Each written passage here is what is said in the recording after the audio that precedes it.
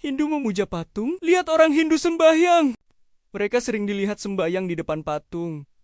Kebanyakan patung itu bahannya batu, bro. Jadi yang kau sembah adalah batu. Bukankah batu nggak akan mampu mewujudkan permohonanmu? Tidak perlu jauh-jauh.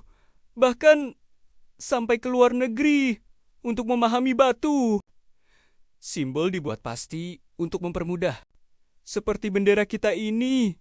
Apakah itu hanya sekedar kain yang berwarna merah putih?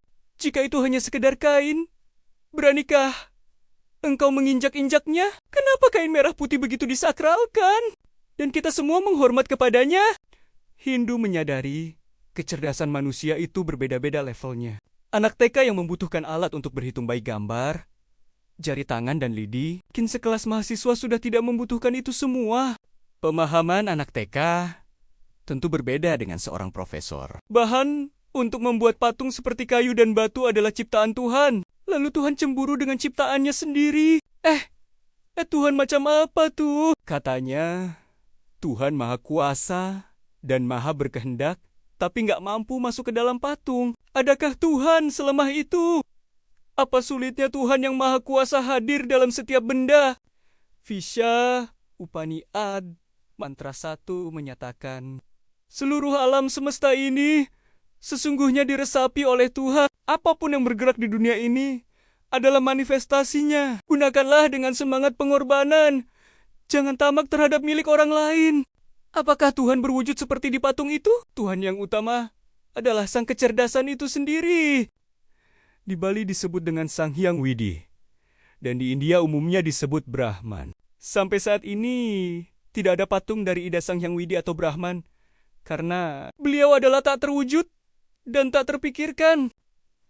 Lalu siapa yang dibuatkan dalam wujud patung itu semua? Itu adalah sinar suci Tuhan atau fungsi Tuhan yang disebut dewa, karena dewa berasal dari kata div yang artinya sinar. Lalu kenapa mesti menyembah dewa? Kenapa tidak langsung kepada Tuhan yang utama? Mencapai yang tak terpikirkan sangat sulit bagi kita yang terbatas ini, sehingga kita membutuhkan simbol dan makna dari fungsi Tuhan itu sendiri.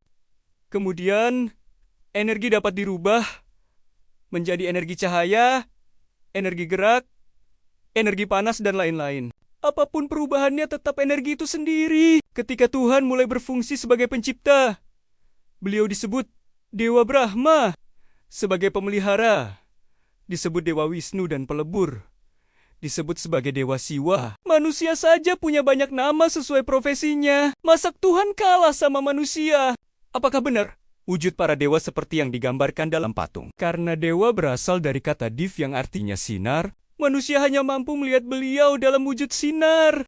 Fungsi inilah yang digambarkan berbeda-beda sesuai kearifan lokal dan seni daerah masing-masing. Semoga bisa dipahami.